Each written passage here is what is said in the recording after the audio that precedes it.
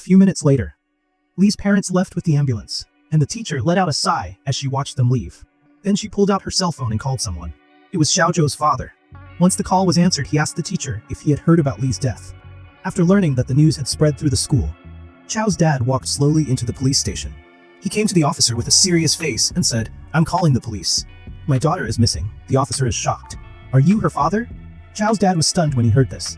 Then he laughed strangely and stared straight at the police officer. "Is a man like me a father?" The officer thought Chao's dad was joking. "Tell him to get serious immediately." After a definitive answer, he asked Chao's dad again, "When was the last time you saw your daughter?" Chao's dad smiles. "Can't remember exactly, because I'm too busy working several jobs." The officer immediately asked him what he did for a living. Chao's dad blurted out "doctor." But as soon as he said it, he immediately changed it to, "I do menial work. It's the kind of work that dads do." And then he looked up at the ceiling. An evil grin spreads across his face. But as he laughed, he suddenly fell silent. Chao's dad looks down at the constable. "I thought it over. The daughter should have run away from home." After saying that, he ignored the surprised officers and left the police station directly. Xiao, who had been immersed in Lily's death, didn't know that his father was actually like this. It wasn't until she heard footsteps coming through the door that she came back to her senses, turning her head toward the closed iron door. A thought occurs to her. Xiao sneaks up to the iron gate, a hand coming in. She stepped on it instantly, but the crunchy touch makes her a little confused. But Xiao still stomps hard on the man's hand, because of the excellent memory. She only had to look at the man's hand to guess who it was. But when she bent down to remove her gloves, she was dumbfounded. That palm is a puppet. Realizing he's been played, Xiao immediately picks up the pieces of paper on the floor. She then realizes that her every move is being watched by that man, as Xiao wonders what playing hide-and-seek means. The door suddenly creaks. Xiao looks at the open door with shock. Through the doorway, she smells the pervasive odor of medicine. Saw the dimly lit hallway. She knew it had to be another one of that man's tricks, but her feet went out uncontrollably. After making sure there's nothing out of the ordinary, she accelerates instantly, running downstairs at a fast pace, feeling the warmth of the sun. She was then convinced that she was really out. Xiao runs again, after identifying her location by a sign on the side of the road. Even if there are people on the side of the road, she didn't choose to call for help, because she was afraid the man was with the Misterons, but she ran too fast and fell. Suddenly a child came up to her, points his finger to one side. "Sister, someone said he's waiting for you over there. If you want to see who he is, go over there. If not, run away." Xiao looks in the direction of the boy's finger. She sees a man at the bus stop in the distance. Xiao gets up and runs away. She's not stupid. She didn't get very far before she saw a cab. Xiao is shocked. But after seeing the other downtown signs on the bus, there's an evil grin on her face right away. Thought it was an oversight on the part of the mystery man. "I got on the bus without much suspicion." With a smile on his face, he reminds the driver to slow down when he passes the bus stop, then go straight to G Road. The vehicle drove to the bus stop in a short time. The man suddenly reaches for the bus. The driver asks Xiao if he wants to take him. Xiao hurriedly begs and refuses. And with that, the car slowly drove towards the mysterious man. The man's appearance gradually became clear. Xiao is also getting excited, but when she saw the man's face, she was too shocked to speak. She didn't recognize the yellow-haired man in front of her, and the man, seeing that there was someone in the car, sat back down on the platform seat. Xiao sees that yellow hair is not interested in her. She can't help but suspect that this is another one of the Misteron's tricks. "I'm starting to worry about whether or not I'm going to make it out of here." It wasn't until the vehicle drove far past the bus stop that her hanging heart dropped. Just when Xiao thinks she's escaped, the car comes to a sudden stop. The driver locks the door and turns around with an evil grin and says, "Little guy, you're still too naive." Xiao looks at the older woman in surprise and asks who she is. When she found out that this lady was the one who brought her food, Xiao was so scared that he trembled all over, thought she was the mysterious person who locked her up, but the older woman said she was just paid to be there. The boss is someone else. Xiao realizes he's been played again. She fights to pull open the car door and escape. The older woman smiles slightly at this. "From the moment you got in the car, the game of hide-and-seek is over." Then she pulled the spray out of her pocket, turns around and grabs Xiao by the collar. "Here's your reward for losing." One last reminder to Xiao, Lei's log has been updated. Then she sprayed it at her horrified face. Immediately after that, the older woman drove her vehicle back downstairs, ready to return the unconscious Xiao to the chamber. But as soon as she got out of the car, a voice came from behind her.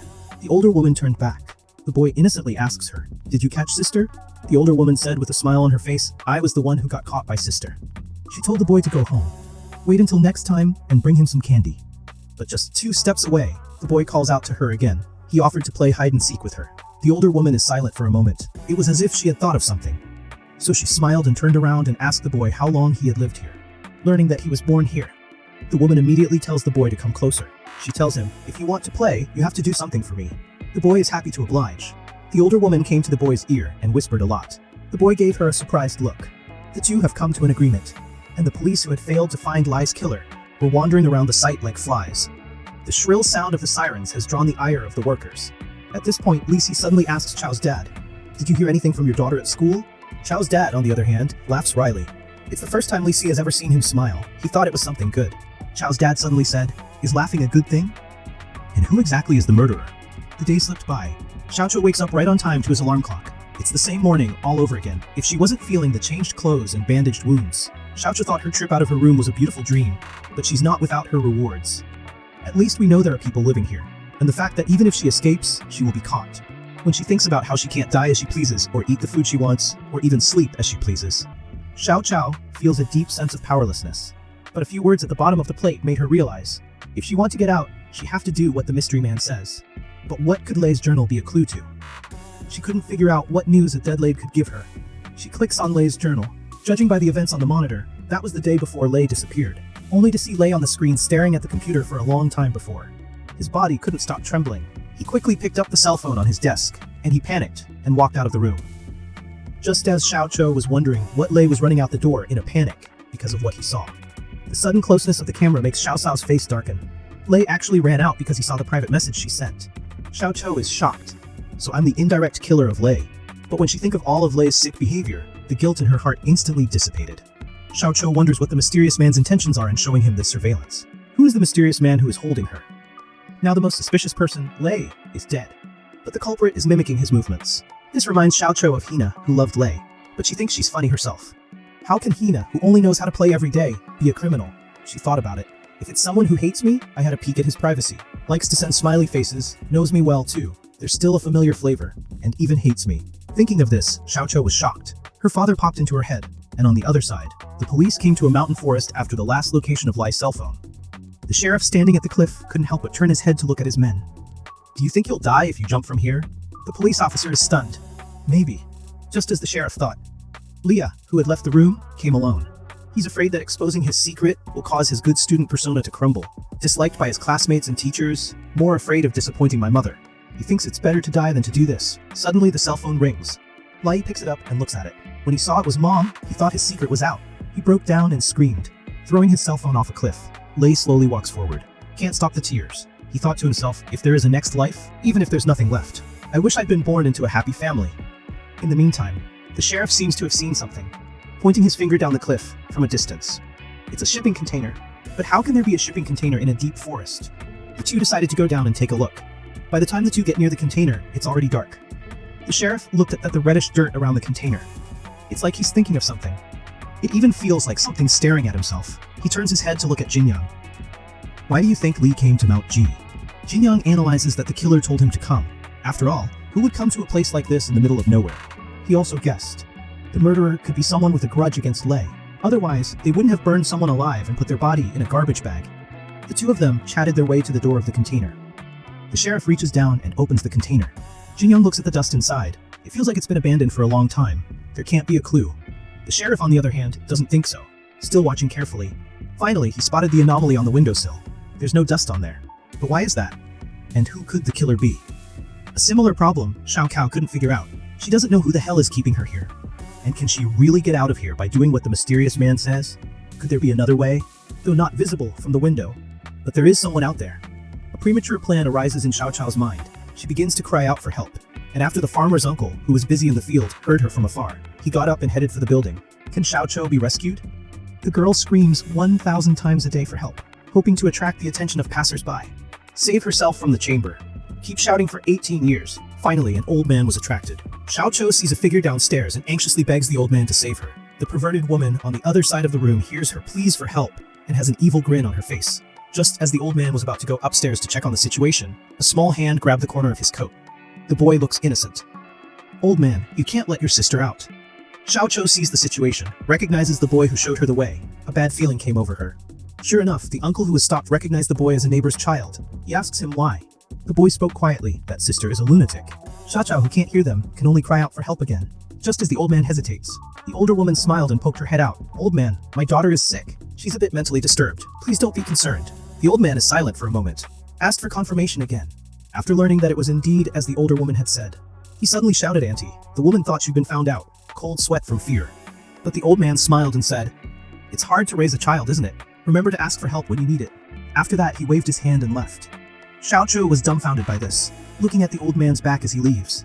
His frantic explanation is not what the older woman said, but it didn't work. Just as Xiaoqiu deludes himself into asking the boy for help, a lollipop thrown down from above completely crushes him. Xiaoqiu lies on the bed like a dead fish. A cry comes out of her mouth, but there's not a tear in the corner of his eye. After hearing the sound of plates being replaced, feeling the footsteps coming from the hallway, she called out to the older woman. After a conversation, Xiaoqiu learns she's here because of money. She is not the one who always delivers meals to Xiaoqiu. But then the older woman realized something was wrong. There's a spoon missing from the plate. She just reacted. Turns out the chatter and crying was just Xiaoqiu trying to cover up the sounds made by the digging wall. The older woman smiled slightly. You can't get out even if you dig like this for 10 years. At this point, she suddenly told Xiaoqiu, there is a surprise at the bottom of the disc, and prompted Xiaoqiu. If you want to get out of here, you have to find out everything you can about Lei. Sure enough, everything is related to Lei. Xiaoqiu said what was on his mind. Why her? And why Lei? The older woman smiled slightly. Aren't you good at prying into people's privacy? Then use the computer next to you to find out everything.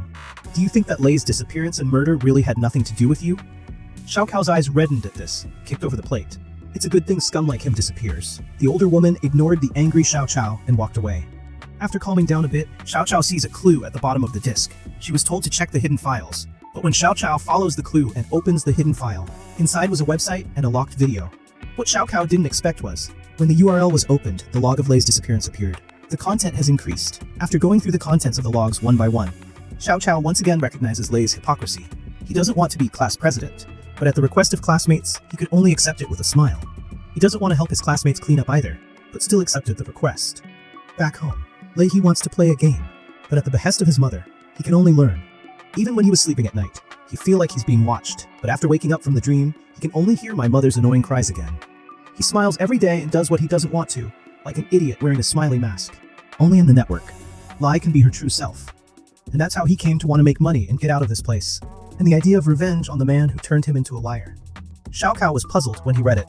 Having a mom who can fix her own air conditioner, and lots of friends who want to be close to him. Why would he even think about revenge? This reminds Xiaoqiu of himself, growing up without a mother to care for him. Even her grandmother who raised her died when Xiaoqiu was very young, the only father. Only spoken to her since she was a kid. Xiaoqiu feels like she grew up completely alone. And who is Lei to say that he's pathetic? And Xiao's dad sighed. He got a call from Xiao's homeroom teacher. The teacher was concerned and asked him about the result after he called the police. Xiao's dad froze for a moment, lied that the police judged it might be a runaway. Tell him to wait at home. But the teacher asked him if something had happened at home to cause Xiao to run away. Xiao's dad frowns. Rhetorical question to the teacher. Didn't anything happen at school to make her leave home? The teacher rushed to say she wasn't sure, but Xiao's dad was calm. Is it unclear, or is he pretending not to know? This statement startled the teacher. She can't help but think of Xiao eating alone. Even in the classroom, scenes of being disliked by classmates, seen with Lei pretending to smile at Xiao. So she finds Lei after class, asked if there were any misfits in the class. When Lei offhandedly says himself, the teacher laughed, thought he was joking. The teacher then lowered his eyebrows. She asked Lei with difficulty if she could accompany Xiao to lunch, but Lei has a disgusted look on her face for only 0.1 seconds. Letting the teacher know about Xiao's situation at school, she told Xiao's dad the truth. Cao may have been ostracized at school. Cao's dad was instantly excited when he heard this. He asked the teacher why he hadn't said it before. Every time you call, you make me feel uneasy about what you're saying. Cao's dad directly told the teacher not to call himself in the future. And then he hung up. A worker who heard the noise came over and asked him what was wrong. Cao's dad looks like a different person. It's nothing. The teacher called to tell me that my daughter was having trouble adjusting to boarding school. Worker smiles slightly. Brother, have you forgotten that my daughter goes to the same school as yours? You're quite the liar. Cao's dad froze, thinking of the boy with the blood on his head. This boy has blood all over his face, but shows a weird smile. Because the older man in front of him is just as much of a liar as he is, because of the instinctive desire for life. The boy tugged at the older man's pants leg and begged him to spare his life, and promised not to live as kindly in the future. But the older man gave him an answer with an unusually determined look. The scene goes to the secret room. Xiao is reading Lei's log. Was going to keep checking the video next to it when discovering that the video requires a password to access. After a few incorrect attempts, the system actually gave her a hint. The baby angel avatar at the head of the group instantly reminded her of an image from her class. That day, a fellow classmate was asking Lee, did anything interesting happen to him? And he answered the question with alacrity. My parents' wedding anniversary is the same day as my birthday. It's Angel 1004. And all of this was memorized by Xiao, who was a voyeur. After entering the password, the video was successfully opened. It's obviously a surveillance video. The surveillance recorded the process of selling someone's private video to a stranger and receiving a commission. He then turns on his cell phone and starts listening to classical music. But the sound of his parents arguing outside the room is getting louder and louder, causing him to turn up the music on his cell phone, trying to cover up all the nastiness with this beautiful melody. The scene comes to the scene of the crime, since it's now the middle of the night. At this point, the assistant outside the container is whining about overtime. The officer, however, doesn't have time to think about that. He was spraying the container with a spray bottle, but the next scene surprised him. Then he hurriedly called his assistant in. The assistant then followed the direction of his finger. The same expression appeared on the assistant's face in the next second, because as far as the eye can see, there's a lumino reaction wherever the officer has sprayed, which means this place was once covered in blood. The officer then ordered his assistants to search the place thoroughly, including cigarette butts under the trees, and fingerprints and hairs from the container. Don't miss a single trace. Xiao Qiao in the chamber has just finished watching the footage sent to her by the breeder. The source of the video puzzles her, but what is certain at this point is that if she wants to escape this place, she have to listen to it. Find out everything you can about Lai to get out of here. Isn't this snooping on people what I'm good at? Open the page and type in Lai's social media accounts. Lai's previous browsing history is instantly visible. It turns out that he used this method of questioning to obtain intelligence and then committed crimes. However, just as Xiao Qiao wanted to check out the rest of the browsing information, an alarm goes off. The computer was shut down automatically. She realizes that this is a sign that it's time for her to take a break. But tonight she had a bold idea, and that was to pretend to sleep. Let's see if something happens in the second half of the night. It's 2 o'clock in the morning, just when Xiao Qiao can't hold on any longer and is ready to close his eyes and rest. The computer did turn itself on. The remote mouse points to the browser. After entering the mailbox screen, a video was sent. At that moment, the aunt's voice suddenly came from next door. The records from Xiao Zhao's computer have been sent to you, boss. However, next, when confronted with the boss's request to extract another display record. The older woman, however, says she doesn't know how to do it. Xiao Qiao understands at this point. The breeder has been watching himself with dual displays. Think of the older woman who knows nothing about computers. A plan emerges in Xiao Qiao's mind. Early the next morning, Xiao Qiao was washing up and eating under the watchful eye of the older woman, looking at the surveillance screen. Auntie thought to herself, I'm sure the kids need to be kept on a tight leash. Then she let her guard down and started playing with her cell phone. Inside the chamber, after breakfast, Xiao Qiao realizes, there's a bunch of nonsense written on the bottom of lunchbox today.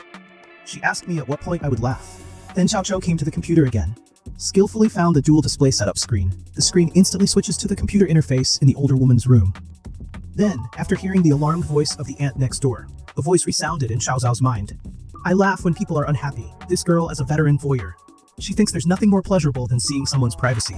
Just now, Xiao Qiao stole the screen of the lady next door's computer with his skillful handling of computers. Except for the dialog box of some commands, Xiao Qiao also accidentally discovers some secrets about the caretaker's aunt. It turns out that the mysterious man has been blackmailing her with the life of the aunt's son. So it looks like the auntie situation is no better than mine.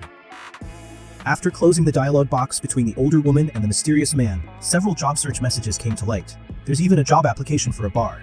Xiao Qiao looks at a resume photo that doesn't really match reality. She was secretly laughing in her heart.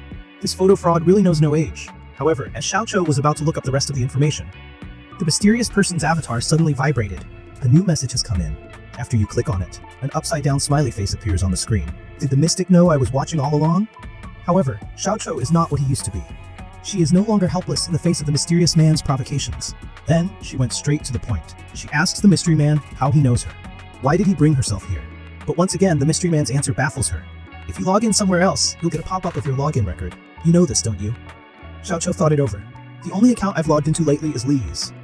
But Li is dead, so there's no way he brought me here. Think of this. Xiao Qiao decides to cut the crap. Ask the mystery man directly who he really is. Nod your head twice, and I'll tell you. Facing another fool's errand from the mysterious man. Realizing that if she wants answers, the only way to get them is to do them. At this point, the mysterious man hiding in the shadows, after watching Xiao Qiao obediently do as he was told, couldn't help but reveal a wry smile. Immediately afterward, he told Xiao Qiao that he would be coming over to see her today. On the other side, inside the container at the crime scene, after a careful search, the officer found a hair in the corner. Take a closer look. He seems to have thought of something. So he told his assistant to take it to forensics. At that moment, the voice of the investigation team suddenly came from the intercom on the officer's belt, indicating that they found a broken cell phone at the bottom of the cliff. The mysterious man at the bus stop, who was also looking at the phone, just got off the bus and headed towards the secret room. With the sound of footsteps coming step by step, it finally stops outside the caretaker's room. By now, the woman in the room has apparently heard the footsteps as well. But when she looked toward the door, what comes into view is an extremely scary face wearing a gas mask. Next, the howl of agony spreads throughout the building. Xiao Chao in the next room is also attracted by the screams. And then she quickly pulled up the screen of the computer next door. The mystery man is seen clutching a lock of hair in his hand, and a pained face instantly came into her eyes. I told you, if you want to save your son, don't take any liberties. With a sudden increase in intensity, the man pushed the woman aside. And just as he sat down at the computer to turn the camera back on, the woman next to him inadvertently suddenly clenches her hands together. She thought to herself, she could knock this weakling out with a single punch. However, the mysterious man seemed to have expected her to do this. So he turned around and transferred 60,000 to the woman, and he told her, here's your son's hospital bill. Can you beat the money? After the woman compromised, the man quickly took back control of the computer once again, while Xiao Chao in the next room is staring at the computer. Suddenly, there were footsteps outside the door. The mysterious man walked to the door of the chamber while looking at the surveillance image in his cell phone. After opening the valve under the iron door, the synthesized voice translated from the cell phone reaches Xiao Dao's ears. Hello, you've been here once without crying, right? So I've got a present for you, good boy. The gift box was thrown in at the end of the sentence. Xiao Chao looks at the gift box in front of the door and thinks, the mystery man didn't send a bomb or something, did he? And then she asked the mystery man, why are you giving me a gift? But the mystery man said, I didn't mean to hurt you. If you want to know the truth, just open the gift box. After saying that, she walked towards the outside. Xiao Chao listens to the footsteps as they drift away. Looking at the gift box on the ground, she couldn't resist the temptation to walk over to it. However, as she knelt down and opened the gift box, inside was a brand new cell phone. At that moment, a loud ringtone suddenly rang out. A phone number appeared on her cell phone that shocked her, but just after she decides to answer it. On the other end of the line, there's a mechanical voice. Press 1 if you're curious. To hang up, press 2. Driven by curiosity, Cao Cao pressed 1 without hesitation. However, the person on the other end of the line seemed to know what Cao Cao would choose. As she pressed the button, he told Cao Cao, the game has begun. There are 12 numbered buttons on the phone. There are 3 numbers. If you press them, you can ask questions to the breeder. The 6 digits are blank keys. There are 3 numbers left that will make the bomb explode. Of course, if you choose to give up and press hang up, then the bomb will also explode, so you only have 3 chances. Trust yourself. Choosing the button is the only way you'll survive. The 10-second countdown is now on. Although Xiao Chao is already in a state of panic, but sitting on her hands is not her style. Think about it. For the only special number that exists between her and the breeder is Lei's birthday, 1004. And with that, she stopped hesitating. She pressed hard on the 1 button on the phone. Congratulations! You hit the blast button. As the words fall, the sound of the computer next door exploding reaches Xiao Zhao's ears. Listening to the screams of the lady next door, Xiao Chao can't help but feel apprehensive. Did the breeder really put a bomb in the room? At this point, the breeder's synthesized voice comes back on the other end of the line. Please press the 2nd button.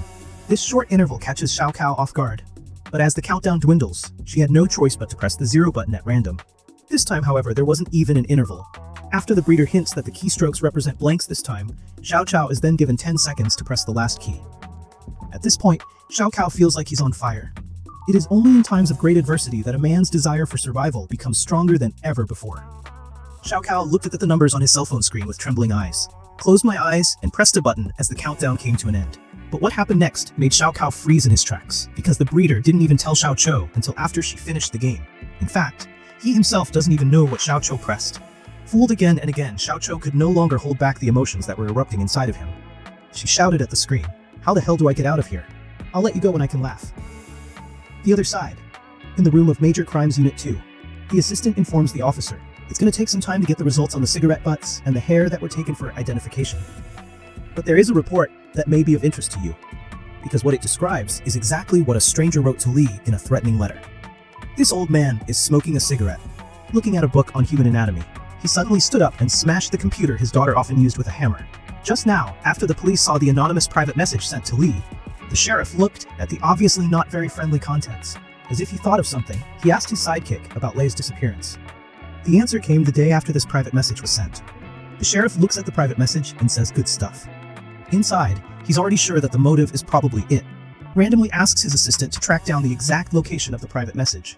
At the same time, in the direction of MTG site, Chao's dad hasn't been at work for days. Listening to the descriptions of the workers who work with him, he learned that Cao's dad's behavior has been very strange lately. Not only does he often complain that this kind of work isn't his cup of tea, and he often lied about leaving work early after going out for a smoke. What they don't realize, however, is that the day Chao's dad disappeared. Returning home, he looks at the moldy food in the kitchen. After finding the fast food and rice, he grabbed a couple and stuffed them in his bag. Grabbed a couple more changes of clothes. After a moment's hesitation, he walked into a room, coming to the closet. After opening the closet, a book and a hammer come into view. He then took the 2 items and walked out of the room. First, he lit a cigarette, And then I lit the book in front of me, Human Anatomy. In the next second, he quickly got up and took the hammer to the computer that Xiao often used. Looking at the figure reflected on the screen, he actually revealed a weird smile. Then he raised his hammer and smashed it into the computer. Xiao's dad looks at his daughter's computer, which he just smashed. Smile. Immediately after throwing the hammer to the ground, grabbing the drying rack with his hand. In the next second, the drying rack is flipped to the ground with direct force, but he's still not satisfied with that. Knock the chair out of the way. Smash the cabinet. Even though the bars were bent, he had no intention of stopping. He silently pulled out the hammer from his bag. After smashing the closet, turned around and smashed the mirror hard. Look at your shattered self in the mirror. He finally stopped laughing. Soon after, Chao's dad just packed up and walked out the door. The sound of a siren suddenly reaches our ears. Upon seeing that the sirens are from an emergency vehicle, he's just relieved, turning around in a hurry and heading off into the distance. Meanwhile, inside the police station, the officer is studying the case against the board. The assistant suddenly walks in and tells the officer, the person who sent the private message to Lei has been found. The source of the signal is in the semi-basement of the G Road building. Subsequently, when the officer questioned the aide about the personnel living there, the aide stated that the person who lived there was an eyewitness to the crime scene. Chao's dad and his daughter, who was in the same class as Lei, but that private letter looks like it was written by his daughter. Chao's dad, who is 50 years old, wouldn't do such a thing, would he? After hearing what the assistant said, the officer seems to have thought of something. Tell the assistant to get the car ready right away. And the destination is the half basement of the G Road building. Shortly after, as the officer duo traveled near Route G, because the semi-basement was in the middle of nowhere. They lost their way for a while. They saw a man in a hat walking towards them. The officer would like to ask him for information about the road. They're looking at each other. They both froze for a moment. And after Chao's dad recognized the officer, he ignored him. He went straight outside. After walking for a while, Chao's dad suddenly took out his cell phone from his pocket. The phone number he dialed was the same phone number that had been taped to his door at some point. The number written on it was Xiao's phone number. The girl's been locked in a secret room. The breeder gave her a cell phone with only one game app on it. Look at the smiley face that's upside down even on the game app's icon. Xiao clicks on the game without thinking. However, the game showed an exception and could not connect. Is this another decryption mission from the breeder? But now the computer doesn't work either. And there's nothing on the phone. How do I go about this? At that moment, the cell phone suddenly vibrated. The phone number was the number of the masked man who had been in the chamber. The moment Xiao chose to answer the call, the voice on the other end of the line wasn't the usual mechanical one. It's her father's voice. Why are you calling from this number? Are you the masked man, Dad? However, the other end of the line didn't pay any attention to Xiao's words. He just said silently, if you want to live, don't go home. After that, Xiao's dad hung up the phone. Then he threw the phone into the garbage. At the same time, the officer and his assistant finally find their way to the semi-basement. But no matter how hard they knock, there's no answer. By the touch of their palms, the officer instantly senses the abnormal temperature of the iron door. Epor. He then hurried to the basement window. Through the barred window, a sea of fire instantly caught his eye, as the officer immediately ordered his assistant to contact the fire department. His cell phone suddenly rings. Officer Kim, we've got the results on the cigarette and the hair. Right after that, immediately after the officer viewed the photos of the identification results, he jerked up and quickly ran outside, because the identification results show the cigarette butt and the hair are the same person. And this person is Chao's dad, who just passed by them. This suspect is very calm in the face of the officer's questioning, because he knows the officer doesn't have a warrant. But he told the officer anyway, if you have a warrant and you're rich, then I might just admit that I'm the one you're looking for. Just now, the officer received MMS from the identification center, and all the evidence points to the suspect being none other than Chao's dad, who just passed by. No time to think. The officer immediately went after Chao's dad's route. Sure enough, at the bus stop on the side of the road, officer saw the figure of Chao's dad, who was about to leave on the bus. However, he hurried to Chao's dad and grabbed his arm. Ask him if he can help with the investigation. Chao's dad, who was expecting to reject the request immediately, agreed. But the next moment, Chao's dad is asking the officer if he has a warrant for his arrest. After receiving a negative answer, Chao's dad breaks free. After putting one foot in the bus, he turns to the officer once again and asks, "Do you have any money?" Then looking at the officer with a question mark on his face, Chao's dad stated, "If you have a warrant and you're rich, maybe I'll just tell you I'm the one you've been looking for." After that, Chao's dad left the officer in a daze, stepped onto the bus and disappeared, leaving behind only an eerie smile that kept people guessing. The other side. Chao is in a similarly confused state after receiving a call from Chao's dad. Could Dad have been captured by the man in the gas mask? Or maybe he's the gas mask guy himself? But why did he call me specifically to tell me not to come home? This series of questions made her a little sad. Soon after, a wave of drowsiness washed over her. Chao soon fell into a dreamy sleep. In her dream, she dreamt that Lu Li was calling her to dinner. But Lei, who got a negative answer, didn't pay any attention to Xiao Cao's words. In the next second, his hands went straight forward. After grabbing Xiao Cao's neck, he showed a weird smile. The force is so great that Xiao Kao can't breathe properly. But just as she was about to suffocate, suddenly, a lot of blood flowed down Lei's face. You disappear too. A bright flash of light strikes the dreaming Xiao Kao and wakes him up instantly. After realizing that it was just a dream, the morning meal arrived as expected, but what was different this time was that there was a note next to the boxed lunch. Come to the game room 1004. Xiao Kao looked at the contents of the note, which was like an order. She was like a lamb to the slaughter. Her only choice seems to be to obey. She quickly pulls out the cell phone the breeder left for her in her pocket. Immediately after that, she opened the only game software in her cell phone. Next, the character creation screen opens up. Done with the name, matching the dress code that closely resembles your own. After clicking finish, a box requiring a password pops up. Trying to enter 1004 and was notified of successful entry. But what was displayed on the phone's interface once again shocked Xiao Xiao's mind. Because the interface describes Xiao Xiao's most familiar classmates. There's Lei, homeroom teacher, and Kim Hina, who used to spy on her. And the words Lei uttered to her, "Hello, just waiting for you." This is a scene from a game Xiao Kao used to play when he was a kid. But now Xiao Kao realizes that this must be the intention of the breeder. And the layout of the game didn't seem to be the same as the previous games. Not only did the bathroom appear in the classroom, even the computers were placed in the corner. The main thing is still the door to the room in the middle of the class. A locked steel door is too much of a deja vu for Xiao Qiao. However, as she narrows her phone screen to see the floor plan of the entire room, Xiao Qiao finally realizes. The scene inside the game is almost identical to the chamber she's in. At this time, the cell phone is suddenly alerted to an incoming message. It turns out to be the in-game homeroom teacher urging Xiao Qiao to hurry up and take his seat. This real statement makes Xiao Qiao wonder, are several of the characters in the game operated by real people? With that, she decided to sit down in her seat first, as the homeroom teacher requested. After that, she faced the eerie stares from all around her. You didn't eat breakfast again today, did you? With Li's words falling, the boxed lunch was brought in just outside the steel door of the chamber. Seeing this, in order to confirm his doubts, Xiao Qiao immediately asked a few people for their birthdays. And according to the order of the speeches, Xiao Qiao can immediately tell that these characters should be controlled by a single person. After that, no matter what question Xiao Kao asks them, they will answer immediately.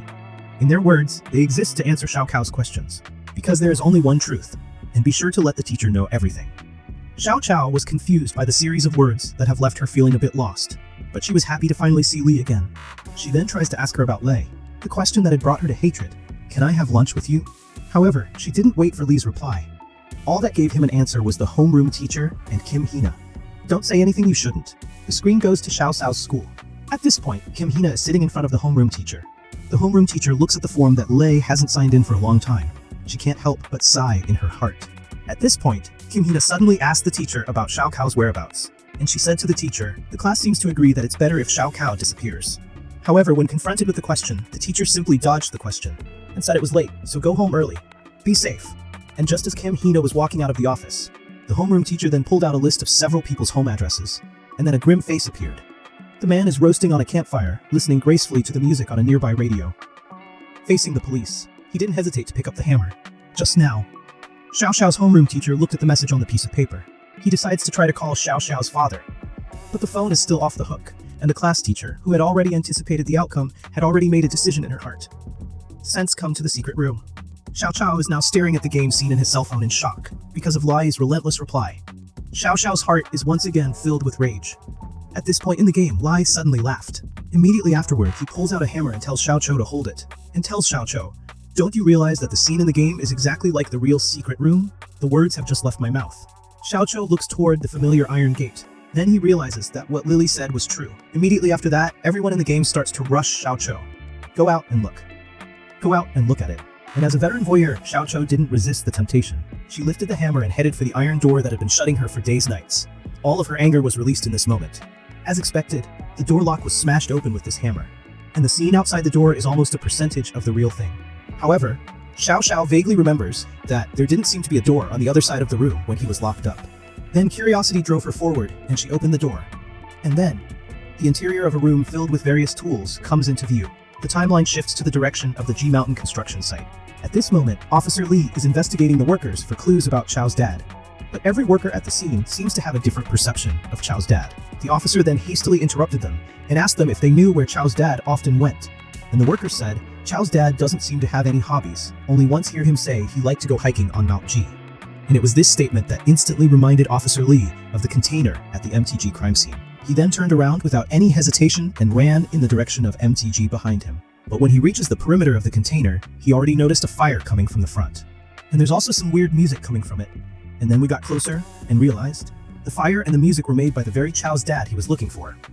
And then, as he stood in front of Chow's dad doesn't say anything at this point, just casually lifted a nearby hammer. The officer came to the suspect and tried to get him to confess, but the suspect laughed at him. He said he didn't know anything about it. He then went so far as to hand the officer the hammer he was carrying. He said, "It's got everything you need. You take it." But just as the officer walks up to him and prepares to take the evidence, Cal's dad swung a hammer at the officer's knee. The pain is so intense that the officer screams. Then he tried to pick up the phone to call for help. But then Chow's dad stomped on him again. "You seem to have misunderstood something. I didn't kill that clean-looking student." After all is said and done, with Chow's dad raising the hammer again, the smell of death spreads through the officer's mind. At the same time, Chow, located inside the chamber, is still playing the game that the breeder provided him with. After he controls the character to open a door to a room, an operating room comes into view. Soon her attention is drawn to the gas mask on the operating table, but when she picks up the mask, she realizes there's a letter underneath. The letter was a suicide note written by Lee herself. It describes how his parents were always fighting and getting divorced, threatening letters sent to him by Xiao Cho, and a message from his homeroom teacher, and the way his classmates treat him differently. All of this made him lose control of his emotions, and with the last stroke, a little man fell into the abyss. Lei has already made up her mind to free herself. At this point, after reading the suicide note, Xiao Cho smiled strangely. But just as she closed the window, a face covered in blood suddenly appeared in the phone. This person is the corpse of the very Lei he was just laughing about. Seeing this, Xiao Cho takes control of his character and walks out of the room. But Lei's body seems to be following him. It's hanging upside down from the window, staring straight at Xiao Cho. And the corpse is talking. "He claimed you were to blame for his death." At the moment, Xiao Cho is terrified. But as she tries to leave, she realizes she can't move. And then, as she looks down at her feet, she sees she's surrounded by plates of food and can't move.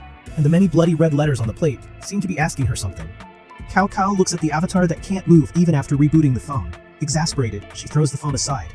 But the bloody image she had just seen was still repeating in her mind. Did Lai kill herself, or was she killed by someone else? If it wasn't killed by someone else, how did he get inside the garbage bag on his own? And why does the culprit know so much about Lei? With these questions, the next day is fast approaching. The caretaker's aunt, who had been taught a lesson by the breeder just a short time ago, came into the chamber. The door to the room was opened. It was just as she thought it would be. The destroyed computer has long since been replaced. Auntie was furious when she recalled the abominable face of the breeder. However, just as she decided to release Xiao Cho on the spot to ruin the breeder's plan, a cell phone vibrates suddenly. It tells her that 30,000 won has been transferred to her son's account. Such a huge amount of money made Auntie choose to stick around again. A message from a man named Boss came immediately afterward. Open the computer, then open the notebook, and then send it like this. Soon after that, it's exactly 9 a.m. The familiar alarm wakes up Xiao Cho from his sleep. And the moment she opened her eyes in a daze, the words on the computer made her instantly lucid. "You need to find evidence that I'm not the murderer." There's a link to a website right on top of the text. The scene goes to last night's G Mountain crime scene. Facing the hammer swung by Chow's dad, the officer suddenly lowers himself towards his waist. And then he hit Chow's dad with an over-the-shoulder slam. But even with such a heavy blow, Chow's dad is still able to raise the hammer and get up to hit the officer again. After narrowly avoiding this blow, the officer forces his way through the pain in his leg. Suddenly shouts his co-worker's name behind Chow's dad, and when Chow's dad turned around, the officer seizes the gap and rivets his strength, a punch to Chow's dad's head, and that's what knocked Chow's dad out of the fight. But even if the police officer took out the handcuffs and tied Chow's dad's hands, he's TLL smiling at the officer, because according to him, he is here just to be caught. He's got everything under control. The girl in the chamber was asked to click on the URL. A news story about the suspect in the G Mountain massacre popped up. But in the next second, the girl's eyes widened in anger because the suspect was her father. However, Xiao Cho can't believe that her stupid father is the murderer. But just as she was about to continue looking for clues, the screen suddenly went black, and then a round 2 prompt appeared in front of her eyes. Next, the door behind Xiao Cho is slowly opening, but the door is empty. Then Xiao Cho, driven by desire, instinctively heads for the door. Upon reaching the hallway, she realizes it turns out the exit had been preemptively sealed off by the breeder with a roll-up door. So even if you can get out of the chamber, you're still locked in here. At this point, her attention suddenly shifted to the other 2 doors in the corridor. One of them is the room of the caretaker's aunt, which has been locked. And the other one should be the operating room where Lee's body is placed in the game. With that, she silently gulped and went to the door of the other room and twisted the knob straight away. After opening the door to the room, an operating room that looks remarkably similar to the in-game scene comes into view. Familiar tools, familiar drugs, and tape recorders and flash drives. At this point, Xiao Zhao's attention is suddenly drawn to a picture hanging on the wall. Inside was a picture of the account number and password for the router in Xiao Zhao's bedroom. Apparently the breeder took this picture from her window. Meanwhile, inside the police station, Chao's dad is being interrogated. He confessed to killing 5 people, but he said that Lei Yu's death had nothing to do with him, because when Chao's dad saw Lei Yu that night, he was all bruised up, and as he was asking Chao's dad for help, he suddenly turned white and died. Chao's dad took him to the container. His eyes and heart were dug out and donated to those in need, but that's not the answer the officer was looking for. And then, to irritate Chao's dad, the officer then asked him directly about the disappearance of his daughter, Cao. As expected, Cao's dad became silent when he heard the word daughter. And then, when the police officer asked him if he knew where his daughter was, he answered in the affirmative. But the next moment, he tells the officer, if you want to know the answer, go to Xiaozhou's homeroom teacher, because she's the one who knows what's going on.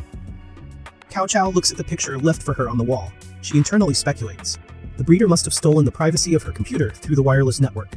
But now, she doesn't want to follow the path the breeder gave her. Because she's out of the chamber. She just needs to find the key to unlock the roll-up door, and then she can escape. And then she found a hammer. It went straight for the roll-up door. The loud noise instantly catches the attention of the watchman's aunt. However, just as the aunt opened the door and went up to check it out, Xiao, who had been in ambush for a long time, suddenly appeared behind her. A hammer blow to Auntie's neck. After knocking Auntie unconscious, Xiao also found a cell phone in her pocket. And just to make sure, Xiao dragged her into a secret room. Hopefully we can trap Auntie in there like the breeder imprisoned himself. But when everything was ready, the door wouldn't close. And that's when she got the idea.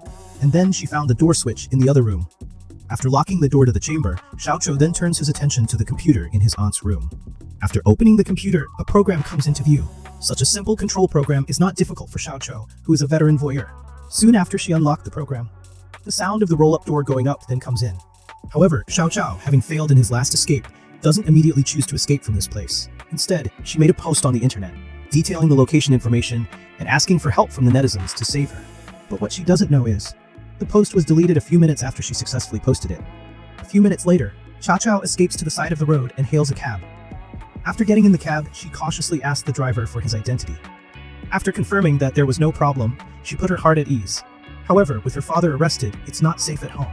Xiao has no choice but to go to school and ask his classmates or teachers for help. She looks back at the chamber that has held her for who knows how long. Xiao's heart didn't even flutter a little. Think about it. She doesn't even know why the breeder is keeping her here. After a while, the cab arrived at the school gate without incident, but when Xiao enters the campus, she realizes that something is wrong. So it's Saturday. The school is empty at the moment. At that moment, the cell phone suddenly indicates that there are 2 unread messages. When she opened it, the lingering shadow once again enveloped Xiao. Look at how hard you're working. I'll let you go on a field trip for 3 days. Xiao reading the text message. The sound of several locking doors resounded throughout the school building. All the doors are locked. At this moment, Xiao realizes how stupid he was. Thinking that she had escaped, she had only escaped to a larger cage than the chamber. What doesn't change is, her every move is still in the hands of her keeper. Xiao escapes from the chamber to the school, but he didn't realize that the school was just a bigger prison than the Chamber of Secrets. Xiao is now disillusioned. So let's just do what the breeder wants us to do. This will end someday, won't it? Then she looked at the alert text from the inmate on her cell phone. Xiao mechanically chooses to listen and walks towards the school office. She then arrives at the office and begins to hunt for the treasure, as requested by the prisoner, until she came to the class teacher's desk. And in the drawer, she found a cell phone. And on the cell phone, the homeroom teacher's social media feeds were full of articles about other people's privacy. Xiao can't help but smile at this funny scene. The homeroom teacher also has such a side. At that moment, the computer screen suddenly prompted Xiao. You can go to the computer room to look for the second treasure. Then she went to the computer room. She went straight to the teacher's computer. And it's just as she expected. Because the teacher's main case was the only one open in the computer room. But when Xiao turns on the computer, he finds the printer next to him started working automatically. A social media account was printed out. Xiao knows better than to make any unnecessary movements. Start searching for accounts directly on Lei's social media accounts. Next, and out comes a man named Dafan Tong, and he asked Lei to pay him back, to further clarify the facts. Xiao then pretended to be Lei and said, it's not worth it for such a small amount of money. But then Xiao was shocked by the 1,000 sent from the other side, and the other side also threatened Lei. If he doesn't pay up, he'll expose him for stealing private videos from people in chat rooms. At this moment, Xiao seems to understand a lot. Lei steals private videos of people in chat groups, and sold them for a lot of money. In this way, everyone in the chat group has an incentive to kill Lei. And Xiao, who happened to get this secret by snooping, was justifiably locked up. To dig a little deeper for the truth, Xiao pretended to be Lei again and said he would pay back the money. What's the situation inside the chat group now? There's that big brother in the chat group. What's the nickname again? And yet, at this very moment, the screen suddenly went black, starting auto shutdown. And when the computer is remotely booted again, as the mouse pointer points to the notepad, Don't ask so much details. Look at the sudden message from the prisoner in front of her. Cao Cao finally realizes something at this moment. The culprits didn't get rid of me like they did Lei. Instead, he settled for a warning every time. That means the culprit must not be able to kill me for some reason. Having realized this, Xiao Qiu immediately started typing on the screen. This outing is too unreasonable. But there's a lot of self-sabotage to be had here. I like it. Seeing this, the prisoner in the surveillance room immediately got up in anger and rushed out of the room, because he understood. Nothing has been done yet. If Xiao Qiu dies, it's all over. At this moment, Xiao Qiu in the computer room is ready to make a fool of the prisoner, but the door to the room opened. Her body began to tremble uncontrollably at the sight of the prisoner. There's a limousine in front of the school. The girl pulls up, gets out, and heads straight for the school. But the security guards stopped her. So it's the weekend. That's why the school rules say you can't open the door to anyone. But the girl never realized it was a lie. Even if it wasn't the weekend, the guards wouldn't let her in, because money is everything. The man who hired the security guards is now confronting Xiao Qiu on campus, looking at Xiao Qiu, who is about to stab himself at any moment. The prisoner suddenly takes his cell phone out of his pocket. A sentence was translated using a translator. If you don't want to live, do it. But Xiao Qiu doesn't want to kill himself. She just wanted a chance to fight back. With that, we see Xiao Qiu suddenly charging at the prisoner. However, the young girl is no match for an adult. After the chow, if you're curious about what I look like, just say so. This is accompanied by the prisoner removing his gas mask. Lai's mom's face comes into view. Immediately after that, Louis's mom slaps Xiao Qiu in the face. She said, "Your threatening private message has led my son to a path of no return. Sooner or later, I will cut you into pieces with my own hands." Next thing I know, Louis's mom is pulling out the spray again, and at the same time that the spray managed to come out. Xiao Cao's escape is once again a failure. When Xiao Cao wakes up, she is back in the chamber. But to her despair, nothing seems to have changed except the truth. And yet, she doesn't want to go on like this. Then, with the last glimmer of hope, she found a roll of toilet paper. "Come to the plate." She wrote a few words in the leftover vegetable soup.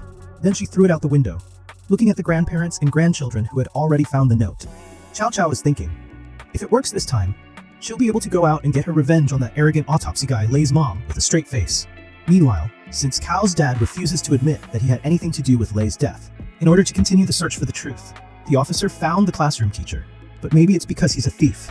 When the officer found the classroom teacher, before he could say anything, the homeroom teacher then told her all about posting her own bad reviews and collecting private information about other people. But when the homeroom teacher hears that the officer didn't come here for that reason, but to inquire about Lei, instead, she immediately changed her tune. Tell the officer to grab his ass and leave. Say herself, don't know anything. At this point, only see the officer's face turn grim for a moment.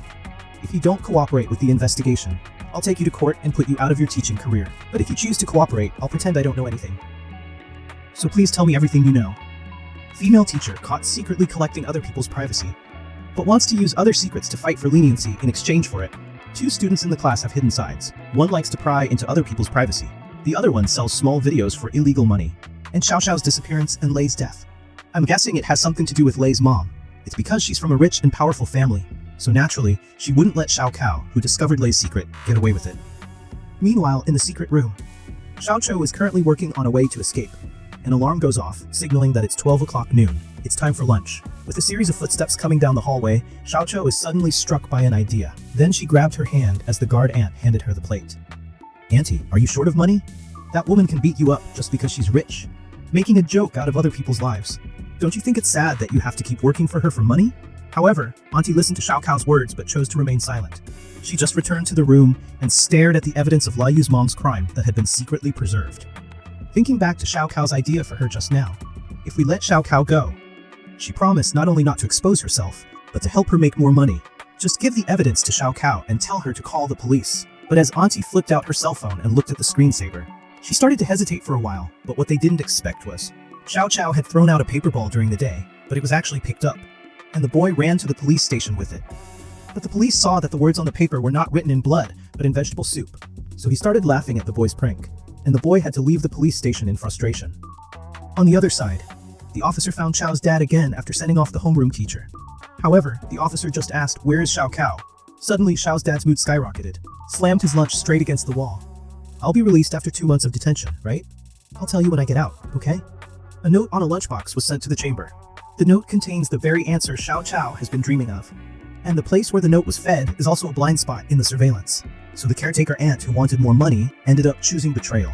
And so it was that she and Xiao Qiu, after coming to an understanding, Auntie first used the technique that Xiao Qiu taught her to change the surveillance to a duplicate of the previous footage. Then after 11 p.m., confirm that Li Yi's mom is resting. Auntie opens the steel door of the chamber and releases Xiao Cho. The other side, because there's no evidence that Chao's dad is the killer. So Officer Li had to acquit him after his time in custody had expired. But not long after Chao's dad was released, Officer Li received a call from the coroner. At the same time, Lai's mom, who is also an autopsy technician, also got the news. The autopsy report shows Lai didn't die after falling off the cliff, but was killed after hitting the ground. Then he was burned to death in a fire, which means Chao's dad was lying about everything he said. He realizes that Lai's mom will go after Chao's dad when she finds out the truth. So Officer Li contacted the police department and asked them to do their best to track them down. But it wasn't long before his assistant found the exact location of Lai Yi's mom. It means that Lai Yi's mom was heading towards G Mountain after paying tribute to Lei. And as Officer Li momentarily thought of the container at the crime scene in Jisan, at the moment, there's a black-on-black show going on there. Not long ago, Li's mom got wind of this and paid a high price to have Chao's dad arrested. Chao's dad wakes up and realizes that he's a piece of meat. And then there was a noise from outside the container. Lai's mom handed the money to the killer. Just as the killer turns around and prepares to leave, Lai's mom then raised her steel blade and stabbed the killer in the neck without hesitation. After taking care of the killer, Lai's mom went straight to the container and looked straight at Chao's dad. "Why did you hurt my son?" And then, before Chao's dad could respond, Li's mom came to him quickly. With both hands on the knife, she stabbed Chao's dad in the neck. Blood bursts out and spreads all over the container. But Li's mom wasn't scared. She was excited. After lighting the check in his hand, he set the container on fire. It's a simple matter of taking care of it. She hurried to the curb and took a cab, and she's headed in the direction of the secret room where Xiao Cho is being held. At this moment, Xiao Cho has been released and is running on the highway outside the chamber. And that's how they met. The unlucky Xiao Cho was thinking about turning around and running away, but immediately, Lei's mom grabbed her hair. The next second, accompanied by an ecstasy-soaked paper towel over Xiao Cao's mouth, Xiao Cao's escape ended in failure once again. Soon after, Xiao Cho was brought back into the chamber, and when Xiao Cho woke up again, in a daze she heard Lai's mom talking to her all the time. "I'm not going to kill you. I want you to remember this and live with it. I want you to live to pay for your crimes." Lai's mom suddenly took out 2 pills. Not long after she took them, a mouthful of blood gushed out. Then she just lay beside Xiao Cao, not knowing whether she was dead or alive. Xiao Cao was very scared at this moment, but she wasn't scared. It was because she realized she couldn't see anything out of her eyes. Then she rushed to the door of the chamber from memory. When she opened the door, she found that she could no longer see the sunshine she had dreamed of, though she has now truly escaped the prison that has held her for so many days. But the blindness of her eyes has locked her in another, larger chamber. And that's for the rest of her life. Now I bring you an explanation of the grand finale of this work. Long story short, I'm sure you can guess who the last 2 big bosses are. One is Xiao Cao's father. The old man was cruel, but witty, and not a word of truth in his mouth. But he still wants to get Xiao Cao out of there, so he pushed the most suspicious homeroom teacher to the police. Who made this teacher keep calling him inexplicably? Soon Chao's dad finds out who's behind Xiao Cao's kidnapping. The imprisoned Xiao Cao also found an opportunity to knock the aunt unconscious and escaped, but she accidentally walked into another trap. She went back to school, thinking it was the safest place to be. The result is that she came to Mystique of her own accord. And the other big boss is Lei's mother. She was perversely in love with her son. Lai is not a good person either, but coincidentally died at the hands of Chao's dad, so Xiao Cho became her hostage. The homeroom teacher was also threatened by her and was caught with her little tail between her legs. Eventually, she paid a hitman to capture Chao's dad alive. The result was that Chao's dad was killed on the spot. At the same time, Xiao Cao also escaped through the help of the aunt. But, in the blink of an eye, she's being targeted by this madman again. She's completely insane. She's going to make Xiao Cao pay dearly for her own behavior. There's no one to save her in the middle of nowhere, although the police are on their way. But it's too late. Xiao Cao is taken to the operating table. Lai's mom has a small operation on her face. She lost her light and lived in darkness forever. No more prying into people's privacy. The summary of this of everything is, Xiao Cho, who grew up without the love of his family, has a hobby of peeping into other people's privacy. Lai, who is overly cared for by his mother, is under a lot of pressure, so he wants to escape from the family. So he has a hobby of taking pictures of women in order to make money and leave the family. Xiao Cho is one of the marginalized in the class, and is disliked by almost all the students, except Lei, who doesn't dislike her, so she has a crush on him. But in fact, Lei is a fake good guy. He also dislikes Xiao Chao, usually care for. Xiao Chao are all pretense. Because Xiao Chao found out that she was disliked by her crush, she wanted to take revenge on Lei and happened to find out Lei's secret and use it to intimidate him. Lei thinks that his hard-earned good student persona has been discovered, so he breaks down and tries to finish himself off. In the process of doing so, he triggers his desire to survive, but meets Xiao Cao's father. Xiao Cao's father is a mentally ill man who abused and killed Lei. Lei's mother poured all her love and hope into Lei due to her husband's, Lei's father, infidelity. When she learns of Lei's death, she goes crazy and starts investigating Lei's death. And in the course of her investigation, she discovers a threatening message sent by Xiao Kao to Lei. So she kidnapped Xiao Kao. And that's how the story unfolded. In the end, she learns the truth and kills Xiao Chao's father, then punishes Xiao Chao, blinding her and making her life worse than death, and finally commits suicide herself. This story tells us that we should care about the people around us, but not too much. That's it.